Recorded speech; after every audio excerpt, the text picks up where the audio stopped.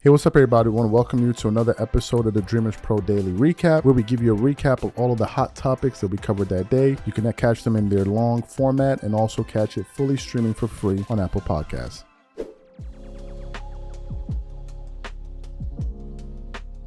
Let's get into this topic here. We're still talking about Skip Bayless, right? A lot of people have various things to say about him. Yesterday, a lot of us were reacting to the news.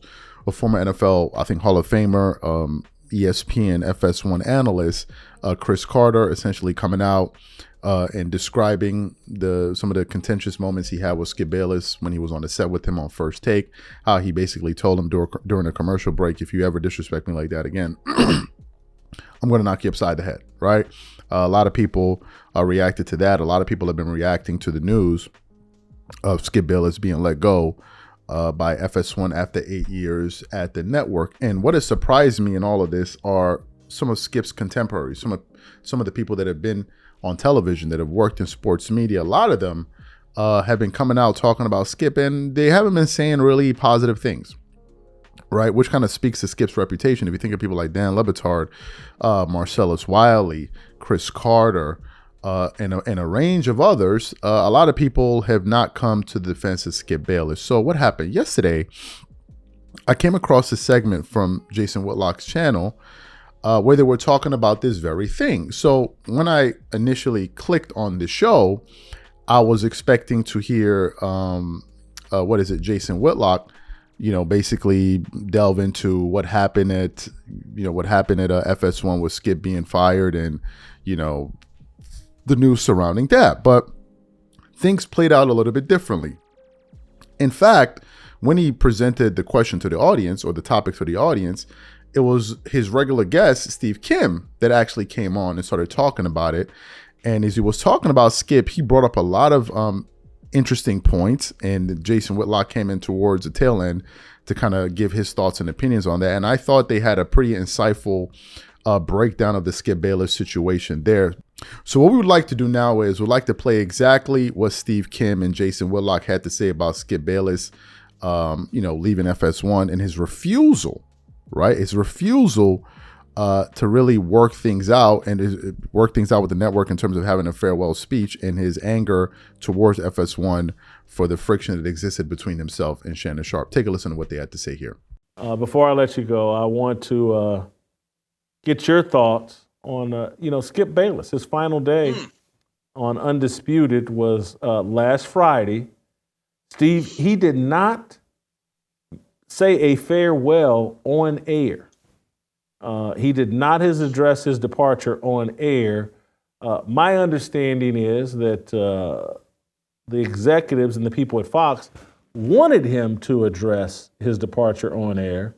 He refused because he's angry at them, and he blames them for not negotiating peace between Skip and Shannon Sharpe. He's now blaming the executives at Fox Sports rather than perhaps himself.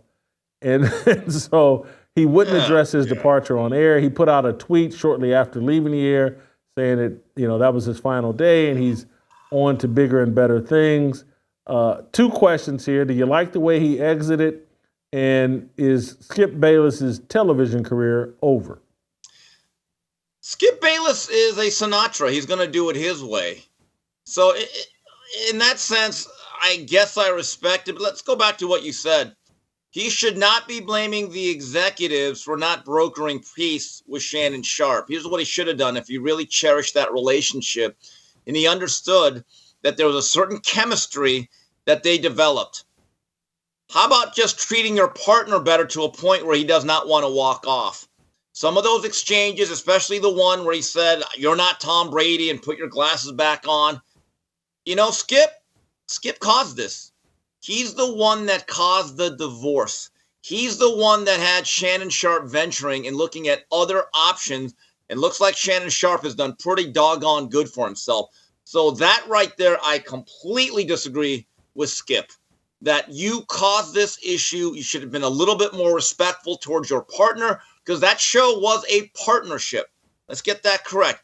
The other thing is, I think it's strange, Jason, how this thing just kind of went out with a whimper and not a bang. I mean, say what you want about Skip, whether you hate him, love him, or loathe him. He's impactful. He has been very important to this genre, for better or worse. And to just kind of say, okay, see you whenever, with no celebration, with no tributes, nothing. It kind of reminds me of these boxing careers where, like, even the great Ray Robinson kind of wound down in Tijuana, losing to fighters that he never would have used as sparring partners. It just seems kind of underwhelming. But Jason, we spoke about this last year when they tried to revive this show with a cast of thousands. He was left as an outsider on his own show. I think they added too many people. I think they should have kept it very simple. Less would have been more. All you really needed was Michael Irvin and maybe another guy. You didn't need all those other people. And I lost interest in that show when it didn't have the playmaker on.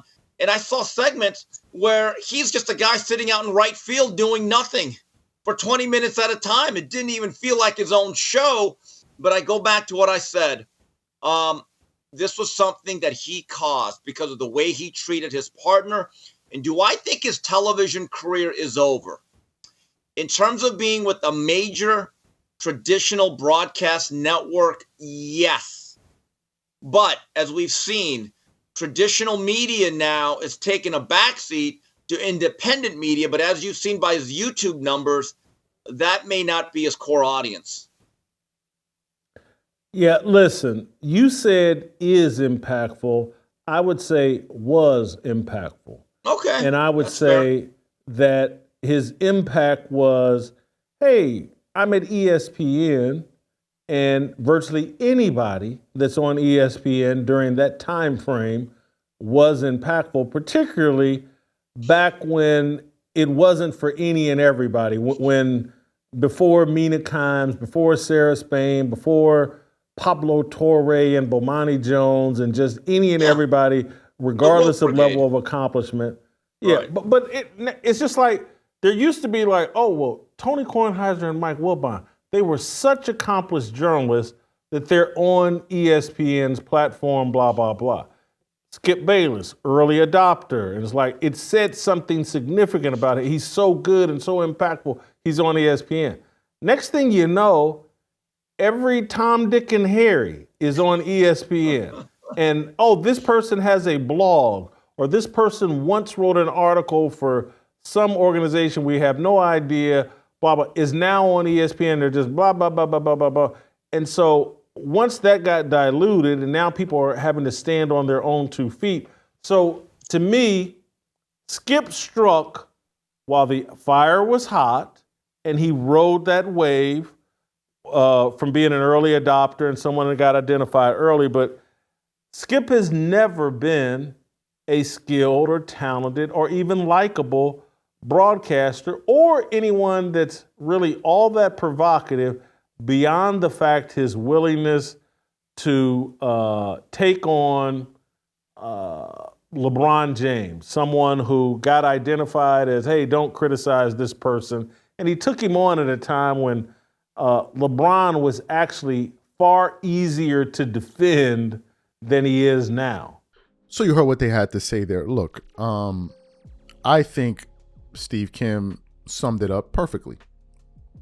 He said, instead of sitting there and being upset for the network not going out there and try to broker peace between himself and Shannon Sharpe, why didn't you do a better job at treating your partner better? Why didn't you respect him more? Why didn't you value him a little bit more? I think these are all sound and salient points that he makes, right? And I think that's one of the reasons people don't feel, look, a lot of people don't feel bad for Skip for a bunch of reasons. Let's go through some of them. Number one, a lot of people don't like the fact that Skip trolled LeBron for his entire career. Now, is it okay to have, a harsh critique on a particular player? Yes, there's nothing wrong with that. But once people kind of see that that's kind of like your daily thing that you're doing, you now come off as a hack. Like this is the only thing that you're doing on a daily basis, and people then begin to feel like, okay, you're only doing this to gain attention and get views and ratings, et cetera, et cetera, et cetera. Number one. Number two, people didn't like the fact that whenever things would go wrong in a debate, Skip has a history of disrespecting people on television. Yesterday, we tried to point out the gentleman that he disrespected, a former NFL coach, but I forgot his name. But then some of our viewers pointed it out to me. It was Eric Mangini. Eric Mangini. You go back in the internet and search Skip Bayless and Eric Mangini on YouTube, and you will see how Skip Bayless totally disrespected that man on live television on First Take. You go see it. You just go look and see it. Go look at how he was talking to Chris Bosh, calling him Bosh Spice. Go look at the back and forth that he had with Chris Carter. Go look at the back and forth that he had with Shannon Sharpe just a year or two ago. Skip has a history of this. And when people see this, they don't like it. They don't like it. So when we hear the news that Skip refused to give a farewell speech because he didn't like how Fox handled the situation between himself and Shannon Sharpe, well, the question becomes, who's at the root cause of all of this? Because if you leave it to me to interpret it, I don't think Shannon was the issue at all in terms of their relationship being fractured. I genuinely believe, and that's how it looked outwardly to me, I genuinely believe that Shannon Sharpe wanted to be at FS1. I think he was grateful for the position that he was in, and I think he would have done whatever it took to make it work. But Shannon is a human being like the rest of us, and we all have our breaking points. And when you're constantly being disrespected on television by your partner, after a while, you're going to reach your breaking point. Shannon never said those things to Skip. Skip did. Skip said it to Shannon. So that's the reason why people don't feel sympathetic towards Skip. This is the reason why they don't feel any sympathy whatsoever. And to me, it is very telling because a lot of these comments are coming from people that used to be his contemporaries. That's the surprising part. Now, does all of these comments change the impact that Skip Bayless had on sports media? No, it doesn't. Like Skip Bayless or hate Skip Bayless, he played a serious role in the way we view sports media. It's just the fact. As they say, he is the godfather of debate. That is 100% true. He is. And no one can take that away from him. No one can take away the fact that he extended an olive branch to Stephen A. Smith when Stephen A. Smith was on the outs with ESPN and brought him back into the fold. No one can dispute that. No one can dispute that Skip Bayless went to bat for Shannon Sharpe before the Undisputed started when the network wanted him to go with another journalist. And he said, no, I want Shannon to be the guy. I want Shannon to be the guy. And they selected Shannon. No one is going to take away the fact that Skip Bayless was the one that gave the idea to Shannon Sharpe to start his own podcast. Shannon Sharpe said this on All the Smoke. He said it himself. No one is taking away all of those things. We salute you when it comes to those things. But all these other things that people are talking about, they are 100% on the money. You know, and for Skip to refuse to have a farewell speech just makes him come off as looking bitter and all of that. How can you blame? Yes, can Fox have played a role? Yes, but ultimately you could have done a better job. If you had gone up to the guy and apologized to him and say, hey, listen, Shannon looks like someone that would have been receptive to those apologies. This is how I'm seeing Shannon Sharpe from afar. Shannon Sharpe looks like if you show him some genuine contrition and you say, I'm sorry, he looks like someone that will because Shannon always said he was willing to make it work. He would always say, you don't throw away an 8-year relationship or whatever it is, or a 7-6-year relationship for a few bad months. He always said this. Does that sound like somebody that wouldn't be wouldn't be open to hearing you apologize if you sincerely mean it? So to me, look, Skip, he's made his mark for better or for worse. Again, to me, what it's telling, however, is how people that are contemporaries are speaking about him. It says a lot.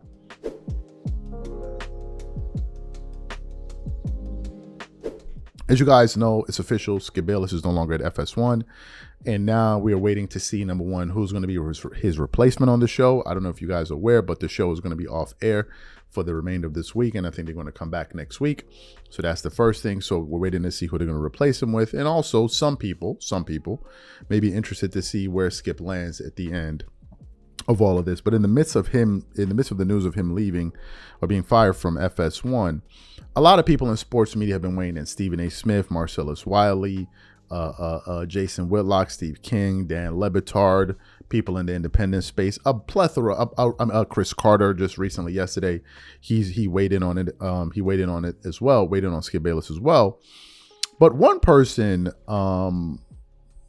shocked me and a lot of his viewers by deciding to come to the defense of Skip Bayless. And who's this person?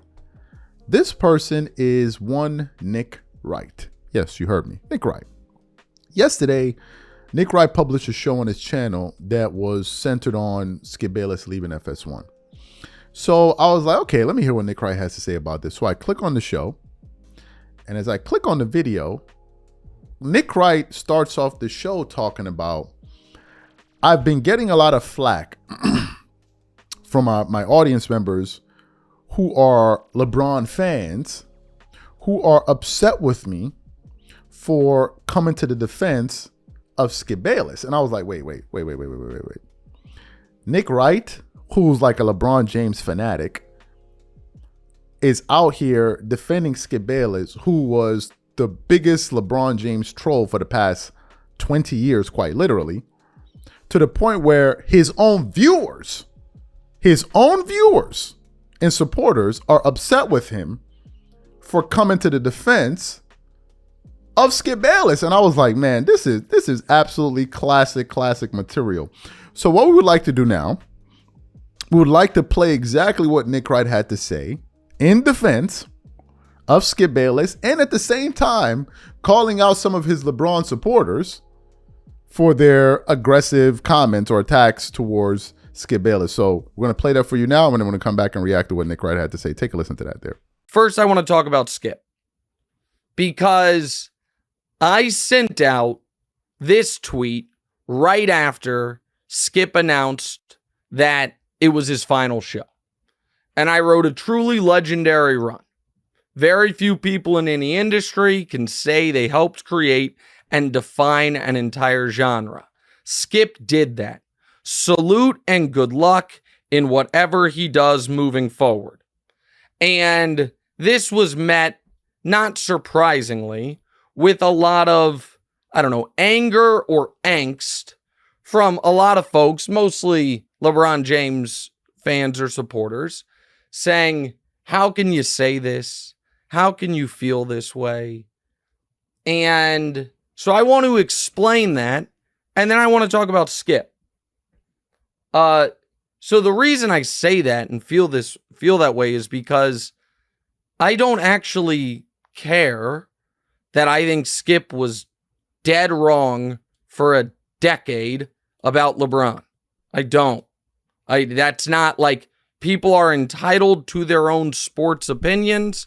I don't think his was phony. I don't think he was pretending. I think, and I've said this before, and I think people wondered if I was only saying it because we were colleagues, but we're not colleagues anymore. And Serbia wins and Serbia advances, by the way.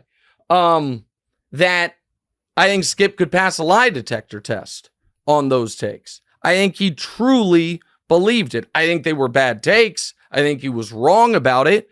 But as on the things that actually mattered, in my opinion, when race and sports crossed over and there were real discussions about real things, I felt Skip was consistently on the right side of things. Now, I understand he and Shannon got sideways at the end, and there was, famous blow-ups, and there were moments that really, really rubbed people the wrong way about how their interactions went.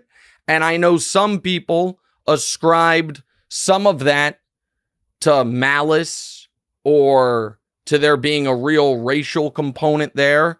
And I'm here to tell you that for whatever flaws you felt or things you liked or disliked about Skip Bayless on TV, that on the actual human personal things, I think he consistently was on the right side, not on the wrong side. If he was out there doing what I think is trolling on real non-sports important issues for clicks and likes and views, the way We have seen a lot of people, many, some of which used to prominently be in sports and now crossed over to carnival barker political stuff. I wouldn't respect it. But that's not how I ever felt. And so that's why, even though I disagreed with basically everything he ever said about my favorite athlete of all time, LeBron James, I could feel comfortable saying those things. And here's the other thing I want to say about Skip. Because nothing made me madder than when folks would say, oh, anyone could do what he did. If anyone could, more would have. Oh, it's easy. I'm telling you right now, that man was on television every day for the better part of 20 years, one of the absolute most important or noteworthy voices in sports, was paid accordingly. And I'm here to tell you, if that were easy, everyone would do it. And this dismissal of what he did over a career because folks didn't like the way he did it or the opinions he had, I think is ludicrous. There are so many folks who would saw off their left arm for that platform. And if it was as simple as, oh, I'm just going to say this guy who's awesome stinks and that guy who stinks is awesome, and that's the path to riches and success and fame, then a lot of people would do it. Okay?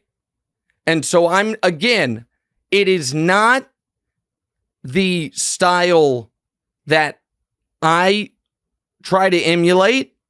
It is not what I think I do best.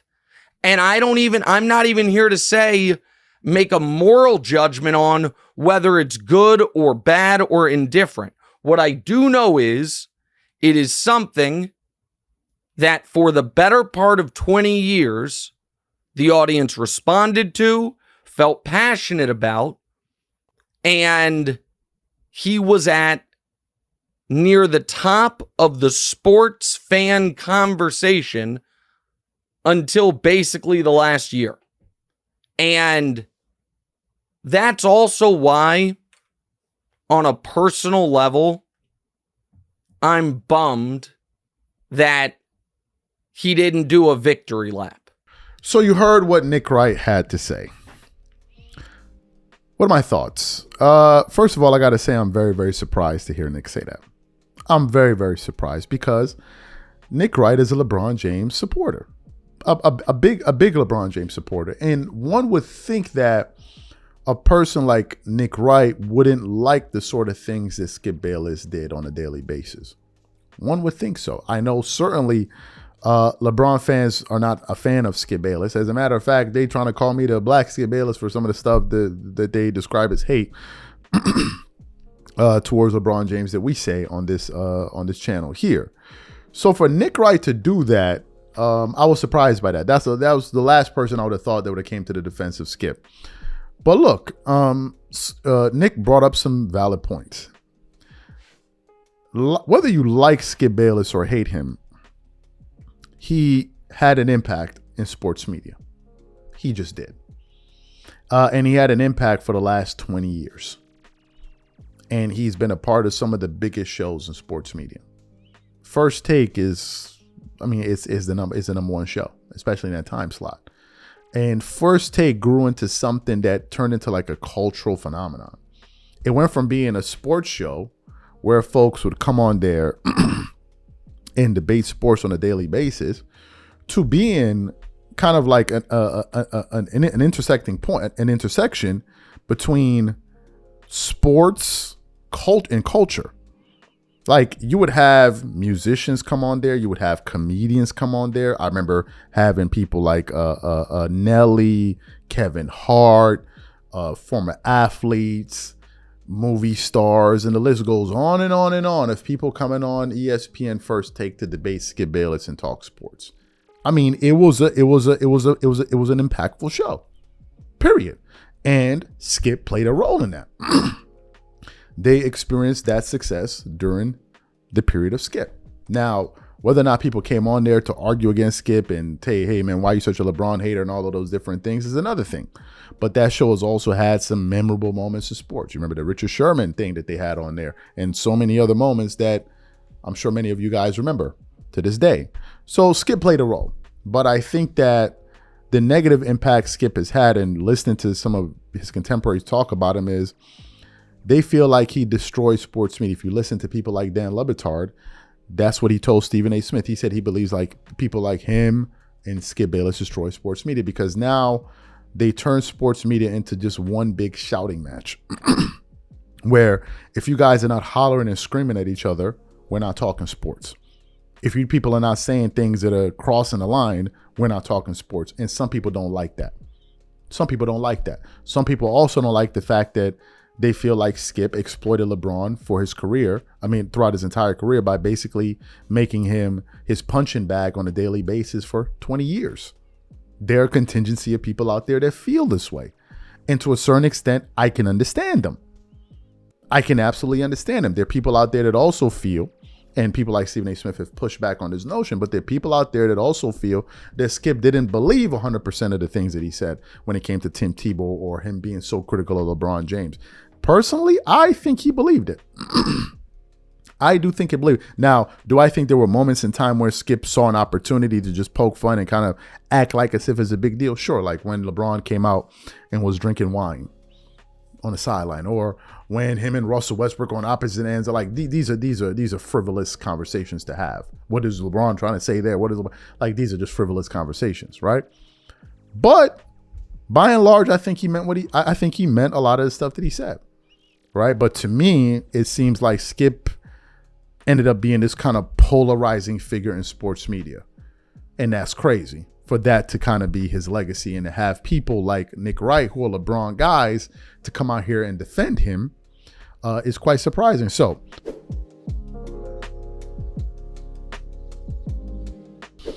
as you guys know, the Olympics is underway, and Team USA, I believe today, is going to be playing Serbia, right? They're going to be playing Serbia. I got to be sure to watch that game, right? So it's a pretty big game, and it's an elimination game. I think France just eliminated Canada, which surprised me. So France advanced, and I think I heard something about Rudy Gobert being injured or something like that, so we got to pay attention to that. So some pretty big games coming up. A lot of people thought that Canada would have been the team to knock off the U.S., but some people also feel like Serbia is going to be a big threat. I personally still think the U.S. is going to win these games. I'll be shocked if they don't beat Serbia tonight. So we know that's going on there. But in the midst of that, there's a conversation that's kind of been surrounding the USA basketball team, which is the greatest Olympian basketball player of all time, right? And the name that's been thrown around all over the place is Kevin Durant, right? Kevin Durant. People keep saying Kevin Durant. If you watch some of these games and you see how Kevin Durant plays in these games, you will clearly see like, bro, this dude may be USA's best player, right? He's just been absolutely sensational. So what happened? It seems like yesterday, Kevin Durant made some history, right? By being the #1 overall scorer in the history of the Olympics for USA men's basketball team. And I want to read what he posted on his Twitter account. He said, "Records are meant to be broken. I'll hold on to this until another great comes along and passes me up. Lisa Leslie, you're the gold standard in basketball. I appreciate your love and support throughout the years. Much love to you always. It's all about the goal, baby. Let's get it, fellas." So that is what Kevin Durant posted on his Twitter account. But that's not what really prompted this show. What prompted this show was this morning I woke up and I came across a post from SportsCenter that was highlighting some comments that Kevin Durant had to make about his achievement in in being the highest, having the most points in Olympic history for an NBA player. And his comments is what really kicked this off and got a lot of people saying that he took a shot at LeBron James with these comments. So these are the comments that we want to get into right now. So I want to show you what Kevin Durant said. I want to show you the post now. So he says, scored a lot of points just cause I've been here a long time. Kevin Durant on becoming the #1 all-time Olympic scorer for USA. All right, I'll read it once more. Scored a lot of points just cause I've been here a long time. Now I want to read what the people started saying under the post. Post has about 119,000 likes. Here we go. One person said, low-key shot a LeBron all-time scoring record. Another person said, Olympics all-time scorer greater than NBA all-time scorer. Another person said, I mean, and because you're one of the greatest scorers of all time, Kevin. Another person said, a subtle shot at LeBron. Another person said, shot at LeBron. Another person said, KD is the best player in this USA team. Another person said, this is what LeBron should say. Another person said, KD, thanks for your love and commitment to basketball and to representing the USA team. Bring home the gold medal. Another person said, he's just a great scorer. No surprise. Another person said, same with Bron's entire career. One other person said, shot at Bron. Been here for the longest. Of course, I'll be the #1 in scoring. Another person said, LOL, that's his shot at LeBron. Another person said, let LeBron know this. Another person said, he's saying the truth. LeBron fans will not admit it. Another person said, he said what LeBron is afraid to say. Respect to Durantula. And one more person said, someone tell Lestats. Right? So that's what people had to say. What are my thoughts about this? As a basketball fan, as somebody that talks basketball pretty much 6 days a week, all thinks about basketball all day long, a lot of NBA fans think this. A lot of NBA fans think this. A lot of them feel like the only reason, well, not that they feel, a lot of them know that the only reason LeBron has all of these records is because he's been playing so long. So a lot of them don't respect it. They're like, bro, like Ari Spears said the other day, you've been playing since kindergarten. Of course you're going to have all of these records. So there's a contingency or there's a big group of people out there that don't respect it. They're like, yes, we get it, but bro, it's only because you've been playing so long. I also think some people are not impressed by it at all. Do you know why some people are not impressed by these longevity stats? I think the reason people are not impressed by it is because it was never the standard for determining who were the greatest players of all time.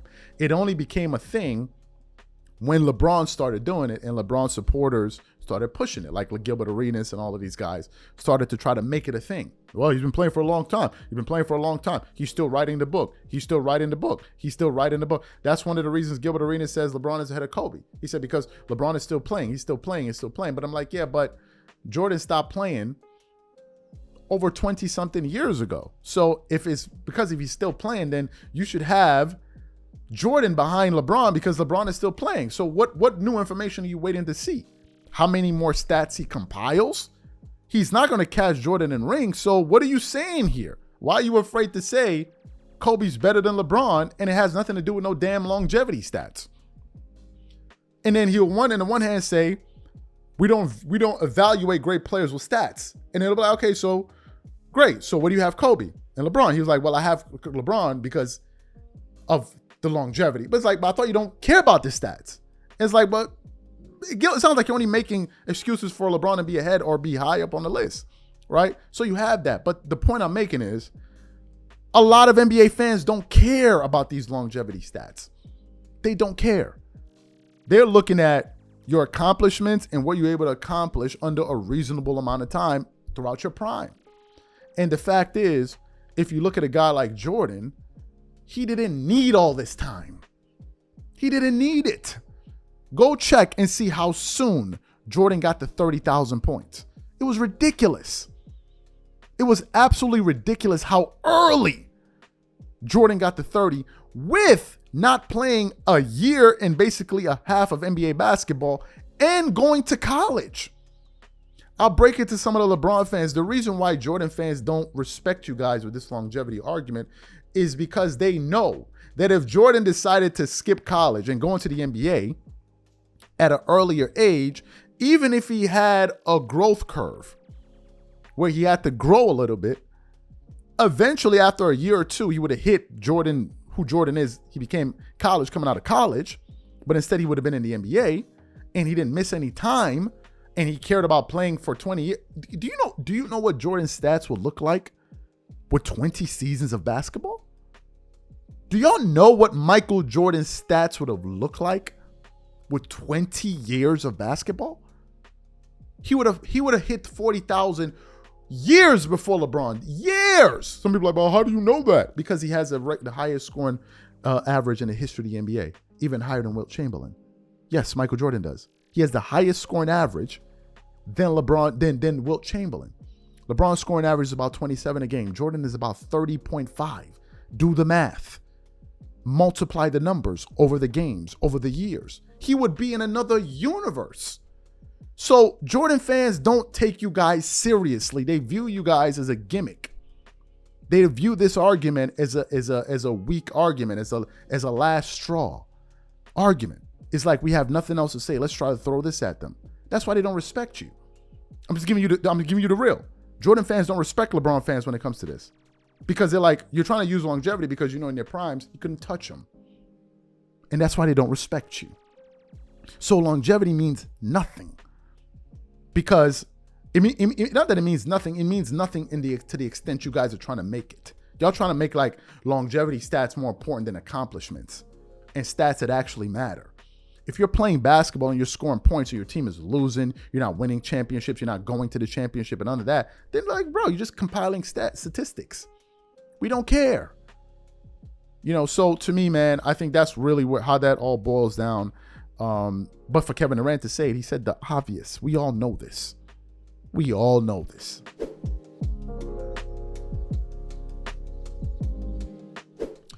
Just about 2 days ago, Noah Lyles won the 100-meter dash in the Olympics, the 2024 Paris Olympics, to win the Olympic gold, right? And it was a photo finish, very, very close finish. In fact, the coverage of that 100-meter, the sprint, brought in some criticism from people because they couldn't figure out who won the race immediately, and they were calling out the wrong names and all of that. But ultimately, Noah Lyles was victorious. And to his credit, he said that he was going to be victorious. He said, America, I got this. And he went out there and did the damn thing. Congratulations to him. But in the aftermath of all of that, Dwayne Wade did something quite bizarre. Dwayne Wade then went to his Twitter account to show support of Noah Lyles and put up a very strange tweet. And he said, and he got his nails painted. Say something, right? That's what Dwayne Wade said in support of Noah Lyles. Now, when we initially did this show, a lot of people that responded to Dwayne Wade's comments were like, how do you reduce this Olympic gold medal event all the way down to he painted his nails? He's like, no one was thinking about this. This is what the vast majority of people had to say. This is what the vast majority of people had to say. So what happened? This morning, I was going through my phone and I came across an image that we want to show to you now on from SportsCenter and ESPN's Instagram page. And it had the post of Dwayne Wade with Noah Lyles saying, and he got his nails painted. Say something, right? And you can see Noah Lyles' fingers there, and he has his fingernails painted. And I was like, well, this is no real news here. But then something interesting happened. I then began to read through the comments. And as I was reading through the comments, who do I see in the comments themselves? Dwayne Wade. Dwayne Wade himself jumped into the comments and actually doubled down on his original comments. So I want to show you what Dwayne Wade wrote. If you want to go back there, you got to actually scroll through it and you got to see it. You got to scroll down and you'll see it. But here it goes. And he wrote 2 days ago, he wrote, gold medalist talk, right? Gold medalist talk. That single comment he left generated 9,000 likes and 788 replies. One person said, hell nah. Another person said, dude. Another person said, L. Another person said, nails ain't the issue. It's feeling into delusion that a male is actually a female. Another person said, shame. Another person said, bro, this is the same guy that don't think NBA champs are considered world champs. Another person said, supporting your husband, I see. Another person said, Lil Boozy would G check you. Another person said, chill out, gang. Another person said, give him a kiss already. Another person said, bro, why you flexing painted nails? And it just kept on going on and on and on. Well, in the aftermath of all of this, one of Dwayne Wade's former Miami Heat teammates, Udonis Haslem, basically decided to chime in to the conversation during a sit down that he had with Patrick Beverley, where he was essentially calling out the people that have been critical of Dwayne Wade making those comments. So for those of you who didn't hear what Udonis Haslem had to say, I want to play for you now. It's only about a minute clip, and then we're going to come back and react to what Udonis Haslem had to say. Take a listen to what he had to say here in defense of Dwayne Wade. What y'all think about the people giving them about the color nails? They trying my dog, man. They trying my dog. Let me tell you something. Because they don't even know the history behind what he's doing. Yeah, let me tell you something. First of all, my dog has been always a trendsetter when it came to fashion. He's always not giving a you know what I'm saying? He's always been willing to, push the odds a little bit. He isn't doing nothing wrong by supporting his kids. Nothing. He should support Zaya and every dream that she has, regardless of what she wants to do in life. That's a father's and that's a parent's job. So regardless of that, sitting at home painting his nails with his daughters, so what? Is that's how you spend time with your daughter, and that's how y'all bond? And that when all in the world today, when we see so many girls that grow up and have daddy issues, and he's making sure that his daughter that don't happen, and we criticize that. Stop that. That's hating. Stop that sucker ass. And that's why I had to stop that sucker ass. Take your glasses off. Stop that sucker ass. No, don't have him take his glasses off. I know you did. No, because you touched on that, and I've been wanting to touch on that for a minute, man. Because I don't say nothing. I don't get into that. Shout out D Wade. So you heard what UD had to say there. What are my thoughts on this?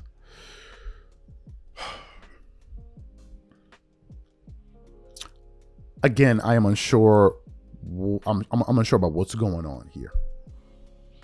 What surprises me in all of this is, why are his nails a focal point in all of this? Number one. Number two, had Dwayne Wade not brought up the fact that he was wearing nail polish, it would have never occurred to me. Do you know why? Because I wasn't even looking at Noah Lyles' hands to begin with. It wasn't something that I'm like, oh, look at his. Why would I be looking at Noah Lyles' fingers? Number one. Number two, Dwayne Wade is a married man with kids. Okay, I'm a married man with a kid. Why would I be noticing this dude's hands and his nail polish? I would never notice this. And I think that that's the reason why a lot of people are befuddled at Dwayne Wade's response to all of this. People are like, this has nothing to do with him winning gold. Why are you highlighting this? Now, in terms of Udonis Haslem supporting him, I disagree with 100% of what Udonis Haslem had to say. 100%. Because what Udonis Haslem had to say had nothing to do with what people had to say. People are not criticizing Dwayne Wade for painting his fingernails. People are not criticizing Noah Lyles for painting his fingernails. What people are criticizing is Dwayne Wade highlighting that and talking about that instead of focusing on the fact that the guy just won the gold in the Olympics for the 100-meter event. I mean, 100-yard dash, whatever it is, the 100 event. So that's what people are confused about. That's where people are, 100-yard dash. That's why people are kind of like, bro, why are you making this about this? I don't think it has anything to do with Dwayne Wade showing support to his kids and all of that. I don't think people are even talking about that. I don't think that that's where people were going with all of this. I just think that people are like, bro, what's going on? Like, why are you making this? Why is this your thesis statement in all of this? Right?